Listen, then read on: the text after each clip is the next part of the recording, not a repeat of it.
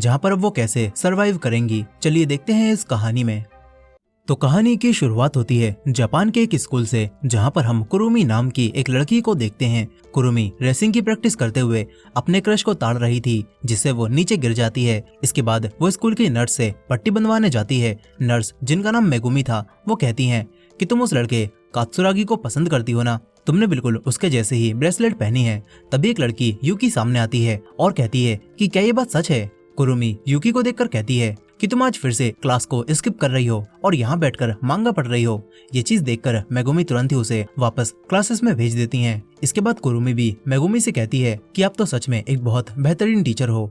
अब इसके बाद कुरुमी भी अपने घर जाने लगती है। तभी उसका दोस्त कात्सुरागी, जिसे वो पसंद करती है, उसके पास आता है और ये देखकर कुरुमी को शौक लगता है और वो नीचे गिर जाती है। अब इसके बाद दोनों बातें करते हुए घर जाने लगते हैं। कुरुमी को काफी अच्छा लग रहा था। फिर अगले ही दिन कुरुमी तुरंत मेगुमी के पास आ जाती है और उन्हें बताती है कि कल मैं उसी लड़के के साथ घर तक गई थी। अब तभी यूकी दोबारा सामने आती है, जो कि आज फिर से यहाँ पर आराम कर रही थी। वो भी कुरुमी की बातें सुनने लगती है। कुरुमी कहती है कि मुझे समझ नहीं आ रहा आगे अब मुझे क्या करना चाहिए। यूकी कहती है कि जाकर उस लड़के आई हुई सब्जियों को,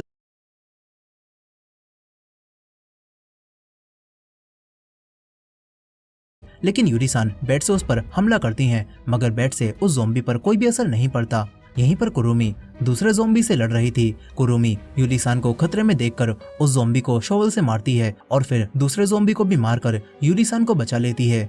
अब ये दोनों तुरंत यहाँ से आगे बढ़ती हैं और कैफेटेरिया में आ जाती हैं, जो कि पूरा तबाह हो चुका था। सामान हर तरफ फैला होता है, जो देखकर ये दोनों समझ जाती हैं कि ज़ॉम्बीज़ ने यहाँ पर भी हमला किया होगा। अब इसके बाद इन्हें यहाँ पर काफी सारा सामान मिलता है। दोनों सामान लेने लगती हैं। तभी कुरुमी को एक अलमारी से कोई आवाज आती है और कुरुमी के सामने कोई आ जाता है। कुरुमी उसे ज़ॉम्बी समझकर उससे फाइट करने लगती है, लेकिन असल में वो एक दूसरी लड़की थी। यूरी-सान भी यहाँ पर आकर इन दोनों को रोकती है। इसके बाद ये दोनों उस लड़की को अपने साथ अपनी बिल्डिंग में ले आती हैं। कुरुमी उसे अच्छे से चेक करती है और बताती है कि इसके शरीर पर काटने का कोई भी निशान नहीं है, मतलब ये लड़की इन्फेक्टेड नहीं है। इसके बाद यूरी-सान और यूकी उससे बात करती हैं। वो लड़की बताती है कि मेरा नाम मिकी है और मैं सेकेंड ईयर की स्टूडेंट हूँ। यूकी उससे काफी अच्छे से बात करती है और बाकी सभी से इंट्रोड्यूस कराती है। यूकी मिकी से कहती है कि तुम्हारा स्वागत है हमारे स्कूल लिविंग क्लब में। यूरी-सान उसे स्कूल लिविंग क्लब का मतलब समझाती है और कहती है कि इसके मेंबर्स स्कूल में ही रहते हैं और एक्टिविटीज करते हैं। यहीं पर यूकी मिकी को अपने एक टेडी बियर से भी मिलवाती है, जिसका एक कान गायब था। इसके बाद कुरुमी यूकी को मिकी के लिए ड्रेस लाने के लिए बाहर भेजती है और फिर ये दोनों अकेले में मिकी से बात करती हैं और पूछती हैं कि क्या नॉर्थ की साइड में कोई और भी जिंदा है, लेकिन मिकी कहती है कि नहीं, मैं अकेली थी। कुरुमी बताती है कि ये साउथ की साइड है और ये बिल्डिंग बिल्कुल सेफ है, तुम यहाँ पर रह सकती हो। फिर ये लोग मिकी को अपने साथ खाना भी खिलाती हैं। यहाँ पर मेगुमी कुछ कहती हैं और उनकी बात पर सिर्फ यूकी ही रिएक्ट करती है, बाकी तीनों उनकी बात को अनसुना कर देती हैं। इसके बाद अगले दिन यूकी मिकी को छत पर लेकर जाती है और कहती है कि देखो बाहर का नजारा कितना खूबसूरत है, सब लोग कितनी मेहनत कर रहे हैं। लेकिन मिकी को समझ नहीं आता कि यूकी ऐसा क्यों कह रही है, क्योंकि मिकी को तो चारों तरफ ज़ॉम्बीज दिख रहे थे। इसके बाद यूकी मिकी को स्कूल लिविंग क्लब की जगहें दिखाती है और ब्रॉडकास्टिंग रूम में भी ले जाती है, लेकिन मिकी इनका क्लब ज्वाइन करने से मना करने लगती है। अब तभी यूकी किसी लड़की से बात करना शुरू कर देती है, लेकिन मिकी को तो कोई भी दिखाई नहीं दे रहा था। यहीं पर कुरुमी अपनी उसी ब्लैक ब्रेसलेट को देखकर कुछ सोच रही थी। तभी यूरी-सान यहाँ पर आ जाती है। कुरुमी उसे दिखाती है कि एक ज़ॉम्बी बॉल से कुछ कर रहा है। इन दोनों को लगता है कि ज़ॉम्बीज अपनी पुरानी यादें वापस लाने की कोशिश कर रहे हैं। अब तभी मिकी भी यहाँ पर आ जाती है। वो इन दोनों से पूछती है कि यूकी इतना अजीब बिहेव क्यों कर रही है। ये दोनों उसे बताती हैं कि यूकी को सदमा लगा था, जिससे उसने अपने दिमाग में एक दुनिया बना ली है जहाँ पर ज़ॉम्बी एपोकलिप्स कभी फैला ही नहीं और स्कूल बिल्कुल पहले जैसा है। यूरी-सान बताती हैं कि शुरुआत के दिनों में यूकी के साथ बस ऐसा कभी कभी हुआ करता था, लेकिन पिछले कई दिनों से वो ऐसी ही अपनी दुनिया में जीने लगी है। यूरी-सान मिकी से कहती हैं कि प्लीज तुम उसके सामने ऐसा बिहेव करना जैसे कुछ भी ना हुआ हो। मिकी कोई जवाब नहीं देती, क्योंकि वो तो यहाँ से भागने का प्लान बना रही थी। वो एक रूम से अपनी जरूरत का सामान लेने लगती है, लेकिन तभी कुरुमी यहाँ पर आकर उसे रोक देती है और कहती है कि तुम बाहर नहीं जा सकती, हमें बचाने के लिए रेस्क्यू टीम्स यहाँ पर जरूर आएंगी। लेकिन मिकी कुरुमी से ही बहस करने लगती है। वो कहती है कि अगर बाहर खतरा है तो यहाँ भी तो खतरा है, हमें साथ में बाहर चलना चाहिए। मगर कुरुमी कहती है कि हम यूकी को इस हालत में बाहर नहीं ले जा सकते। इस पर मिकी कहती है कि फिर हमें उसे यहीं पर छोड़ देना चाहिए। ये बात सुनकर कुरुमी को गुस्सा आ जाता है। वो मिकी को यूरी-सान के पास ले जाती है। यूरी-सान मिकी को समझाने लगती है कि यहीं पर रहना ठीक है, लेकिन मिकी लगातार बहस करे जा रही थी। यूकी भी बाहर खड़ी होकर इनकी बातें सुन रही थी, लेकिन उसे ऐसा लग रहा था कि ये लोग किसी दूसरी बात पर बहस कर रहे होंगे। और तभी मेगुमी यहाँ पर आकर यूकी को ले जाती है।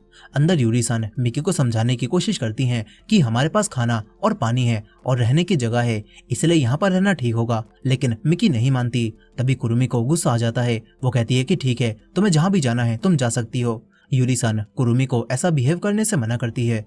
मिकी भी कहने लगती है कि मैं तुम्हारी तरह नहीं हूँ, मैंने कैफेटेरिया में अकेले सरवाइव किया है, मैं ज़ॉम्बीज़ के बीच लड़ी हूँ, लेकिन तुम लोग तो यहाँ पर आसानी से जी रहे हो। तभी यूरी-सान कहने लगती है कि ये जगह शुरुआत में ऐसी नहीं थी, हमने कई दिनों की मेहनत के बाद इसे ऐसा बनाया है। तभी हमें उसी दिन का सीन दिखाया जाता है जब एपोकलिप्स पहली बार फैला था। यूरी-सान मेगुमी और बाकी लड़कियों के साथ अपनी क्लब की एक्टिविटी कर रही थी और तभी पूरे स्कूल में शोर होने लगा। बच्चे एक दूसरे को काटकर ज़ॉम्बी बनाने लगे। ये वही दिन था जब कुरुमी कात्सुरागी को प्रपोज करने वाली थी। कात्सुरागी उसकी तरफ भागता हुआ आ रहा था। कुरुमी खुश थी, लेकिन तभी कात्सुरागी उसे भी भागने के लिए कहता है और तब कुरुमी को एहसास होता है कि यहाँ तो कुछ और ही चल रहा है। और तभी एक लड़की ऊपर से गिरती है। कात्सुरागी कुरुमी के पास आकर उससे पूछता है कि तुम ठीक तो हो ना।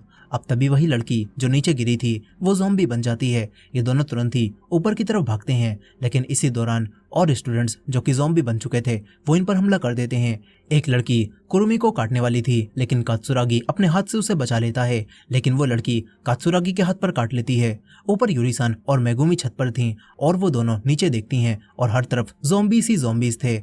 और इसी भगदड़ और अपने दोस्तों को ज़ॉम्बी बनता हुआ देखकर यूकी को सदमा लग जाता है। कुरुमी भी कात्सुरागी को लेकर ऊपर आ जाती है, लेकिन यहाँ भी कुछ ज़ॉम्बीज़ थे और उन ज़ॉम्बीज़ को देखकर कुछ बच्चे नीचे की तरफ भागते हैं। मेगुमी उन्हें रोकने की कोशिश करती है क्योंकि नीचे और भी ज्यादा खतरा था, लेकिन वो सभी बच्चे चले जाते हैं और ज़ॉम्बीज़ उन पर हमला कर देते हैं। यूरी-सान और मेगुमी को मजबूरन दूसरे बच्चों को नीचे ही छोड़कर दरवाजा बंद करना पड़ता है ताकि ज़ॉम्बीज़ ऊपर ना आ पाएं। इसके बाद ये लोग किसी तरह से ऊपर आए ज़ॉम्बीज़ को मारती हैं। यहीं पर कुरुमी भी अब कात्सुरागी के पास थी, लेकिन अब कात्सुरागी उसके सामने ही ज़ॉम्बी बन जाता है और मजबूरी में अब कुरुमी को अपने ही प्यार को मारना पड़ता है। प्रेजेंट टाइम में यूरी-सान मिकी को ये सब बताती है और कहती है कि हमने भी बहुत कुछ सहा है।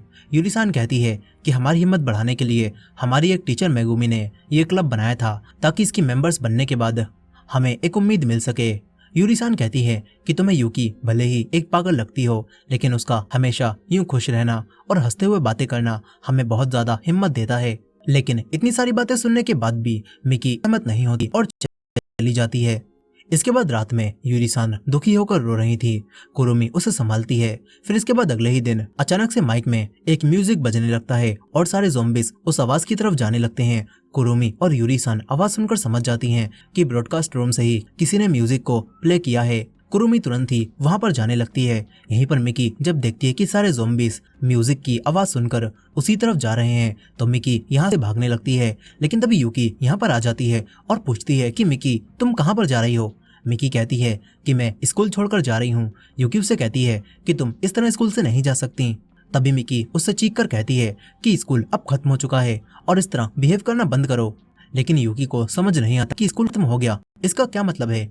वहीं पर यूरी-सान और कुरुमी तुरंत भागकर ब्रॉडकास्ट रूम में आती हैं और म्यूजिक को बंद कर देती हैं। ये दोनों समझ जाती हैं कि मिकी ने यहाँ से भागने के लिए ऐसा किया होगा।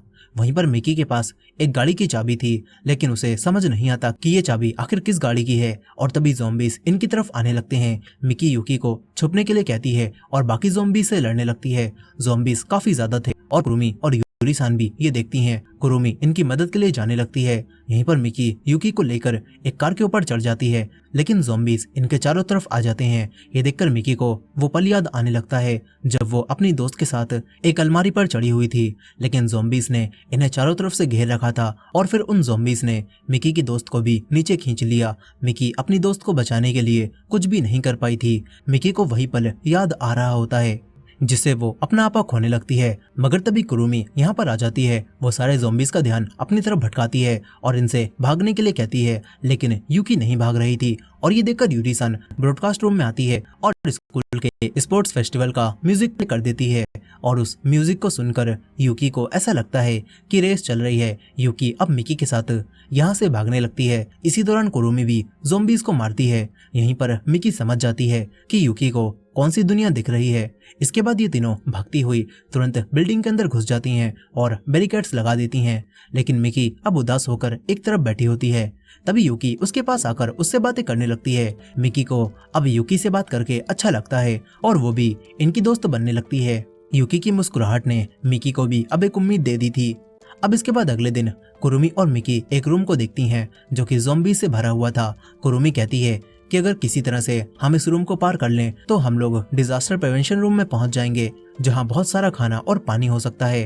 कुरुमी कहती है कि मैं अकेली थी जो कि फाइट कर सकती थी, इसी वजह से हम अब तक इस रूम के ज़ॉम्बीज़ को नहीं मार पाए, लेकिन मैंने कल तुम्हें फाइट करते हुए देखा और अगर हम दोनों मिलकर कोशिश करें तो हम इन सारे ज़ॉम्बीज़ को मार सकते हैं। मिकी भी मान जाती है और कहती है कि मुझे समझ आ गया है तुम्हें किस तरह से यूकी ने हिम्मत दी थी। मिकी भी अब इनके स्कूल लिविंग क्लब को ज्वाइन कर लेती है। अब इसके बाद ये दोनों ज़ॉम्बीज़ पर हमला बोल देती हैं और सारे ज़ॉम्बीज़ को बुरी तरह मारने लगती हैं। ये दोनों ज़ॉम्बीज़ को खत्म कर रही थी, लेकिन तभी मिकी के सामने उसकी दोस्त आ जाती है जो कि ज़ॉम्बी बन चुकी थी।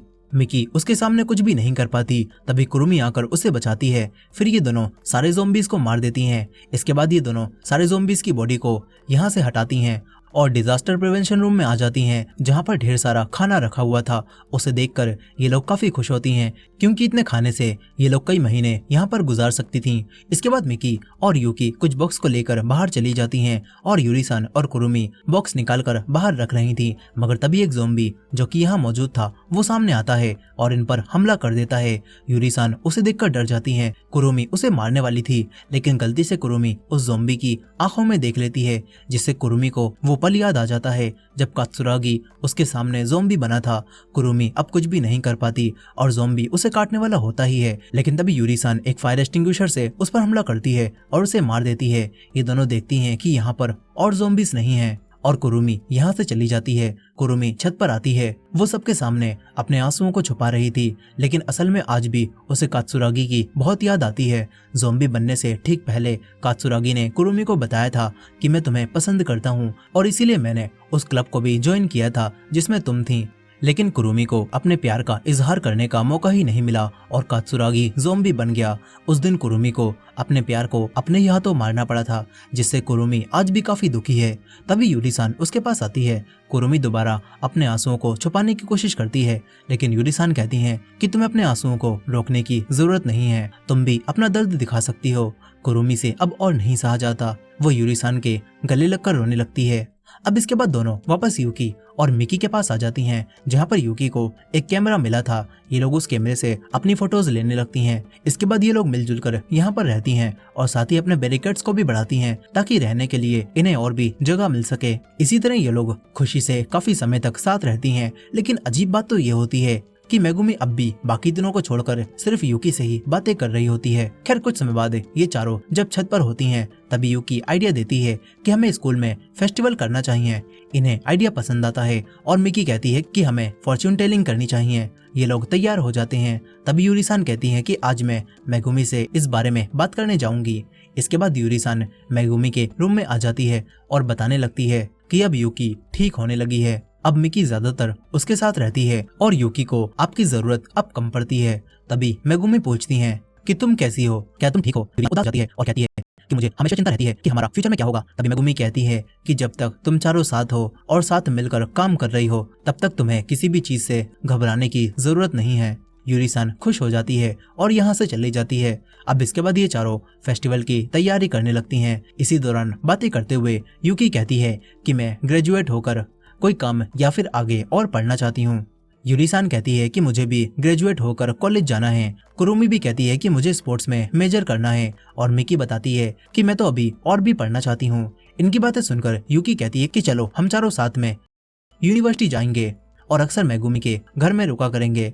तीनों इसे में करने लगती हैं। अब इसके बाद इनके फेस्टिवल का दिन आ जाता है। यूकी मेगुमी को लेकर आती है और फिर ये चारों अपना फेस्टिवल शुरू करती हैं।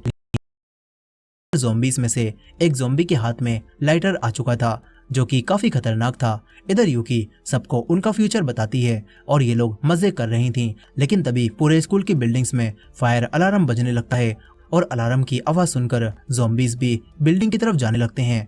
यहीं पर ये चारों हथियार लेकर नीचे आती हैं और समझ जाती हैं कि कहीं पर आग लगी हुई है। मेगुमी यूकी को अपने साथ लेकर चली जाती है। कुरुमी और मिकी देखती हैं कि जिन ज़ॉम्बीज को इन्होंने क्लासरूम में कैद करके रखा है वो और भी ज्यादा एग्रेसिव होकर दरवाजा तोड़ने की कोशिश कर रहे हैं।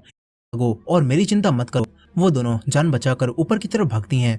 यहीं पर कुरुमी यूकी को बचाने के लिए ज़ॉम्बी से लड़ने लगती है, लेकिन इतने सारे ज़ॉम्बीज को रोकना कुरुमी के लिए बहुत मुश्किल था। कुरुमी यूकी से कहती है कि यहाँ से भागो और मेगुमी यूकी को लेकर भाग जाती है। वहीं पर मिकी और यूरिसान एक रूम में पहुंच चुकी थी, लेकिन ज़ॉम्बीज यहाँ भी आने लगते हैं। ये लोग दरवाजा बंद करती हैं, लेकिन ज़ॉम्बीज काफी ज्यादा थे, इसीलिए दोनों ऊपर की तरफ भागती हैं। वहीं कुरुमी के लिए इन ज़ॉम्बी से लड़ना और मुश्किल हो रहा था। उसका ट्रॉमा उसे अब भी परेशान कर रहा होता है। कुरुमी भी इनसे बचकर भागने लगती है।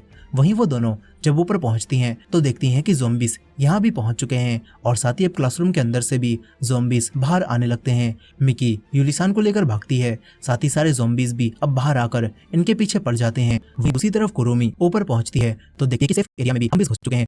कुरुमी छत की तरफ भागती है और जलते हुए ज़ॉम्बीज की वजह से पूरे स्कूल में आग लग जाती है। वहीं पर यूकी अब अकेली होती है, उसे समझ नहीं आता कि यहाँ पर क्या चल रहा है। और वहीं कुरुमी छत पर पहुंचकर ज़ॉम्बीज को रोकने की कोशिश करती है, लेकिन ज़ॉम्बीज बहुत ज़्यादा थे, इसीलिए कुरुमी एक जगह पर ऊपर चढ़ जाती है। वहीं वो दोनों ज़ॉम्बी से बचती और उन्हें मारती हुई अपने क्लब रूम में आ जाती हैं और दरवाजे को सामान से ब्लॉक करने लगती हैं। तभी यूरिसान अपनी हिम्मत भी खोने लगती है। मिकी उसे संभालती है, लेकिन यूरिसान कहती है कि मिकी, मैं जानती हूँ अगर मैं तुम्हारे साथ ना होती तो तुम तो कब की ज़ॉम्बी से बच जाती, इसीलिए मुझे छोड़ दो और अपनी जान बचाओ। मगर मिकी यूरिसान को छोड़कर जाने से मना कर देती है। ये दोनों मिलकर दरवाजे को ब्लॉक करने लगती हैं। वहीं बाहर जिन ज़ॉम्बीज में आग लग चुकी थी वो अब मरने लगते हैं और यहीं आग के धुएं की वजह से यूकी गिरकर बेहोश होने लगती है। और तभी एक जलता हुआ ज़ॉम्बी यहाँ पर आ जाता है। इधर जलते हुए ज़ॉम्बीज दरवाजा भी तोड़ देते हैं और मिकी और यूरिसान पर हमला कर देते हैं। वहीं कुरुमी भी चारों तरफ से ज़ॉम्बी से घिर चुकी थी, साथ ही उसका हथियार भी अब उससे दूर गिर गया था। कुरुमी अब कुछ भी नहीं कर पाती और हिम्मत हारने लगती है। मगर तभी उसके सामने कात्सुरागी आता है। कात्सुरागी कुरुमी से कहता है कि तुम कभी भी हिम्मत नहीं हारती थी और यही चीज देखकर मैं तुम्हारे प्यार में पड़ गया था, इसीलिए तुम हार नहीं मान सकती।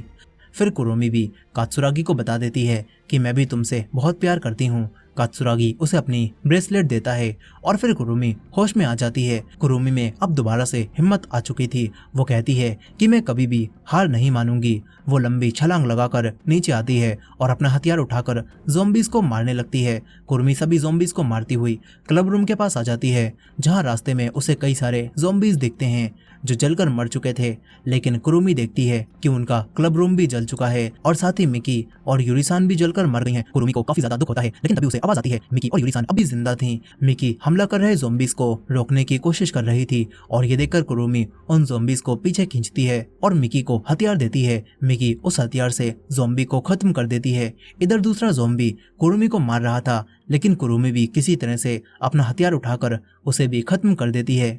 ये तीनों जिंदा बचकर काफी खुश होती हैं, लेकिन कुरुमी पूछती है कि यूकी कहाँ पर है। ये लोग समझ जाती हैं कि यूकी अकेली हो गई है, लेकिन कुरुमी कहती है कि यूकी अपनी टीचर मेगुमी के पास गई होगी।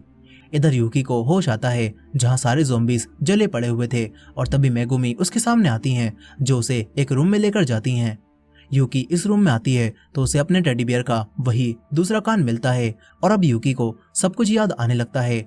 दरअसल जिस दिन ये एपोकलिप्स फैला था उसके कुछ समय बाद ही ये तीनों अपनी टीचर के साथ इस रूम में आई थीं ताकि सामान ले सकें, लेकिन एक ज़ॉम्बी ने इनके ऊपर हमला कर दिया था जिसमें टेडी बियर का कान अलग हो गया था। साथ ही ज़ॉम्बी से यूकी को बचाने के चक्कर में मेगुमी को एक ज़ॉम्बी ने काट लिया था। फिर मेगुमी ने यहीं पर रुककर इन्हें वापस भेजने का फैसला किया और खुद को इस कमरे में लॉक कर लिया था ताकि वो ज़ॉम्बी बनकर इन्हें चोट ना पहुंचाए। मेगुमी के अलग होने से इन तीनों को भी काफी दुख हुआ था और यूकी को एक और सदमा पहुंचा था। वो रियलिटी को एक्सेप्ट नहीं कर पाई थी, इसीलिए उसने अपनी इमेजिनरी मेगुमी बना ली थी जिनसे हमेशा वो बातें करती रहती थी। और यही वजह थी कि मेगुमी अभी तक यूकी के अलावा किसी और से बातें नहीं कर रही थी, क्योंकि असल में इस पूरे टाइम में मेगुमी इनके साथ थी ही नहीं।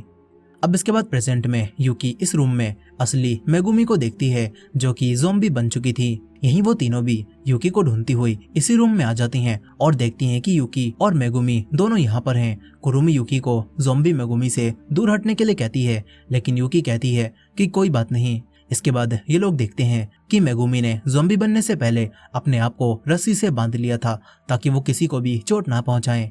यहीं पर अब कुरुमी अपनी टीचर मेगुमी को इस दर्द से आजाद करने के लिए उन्हें मार देती है, जिससे इन चारों को और भी ज्यादा दुख होता है।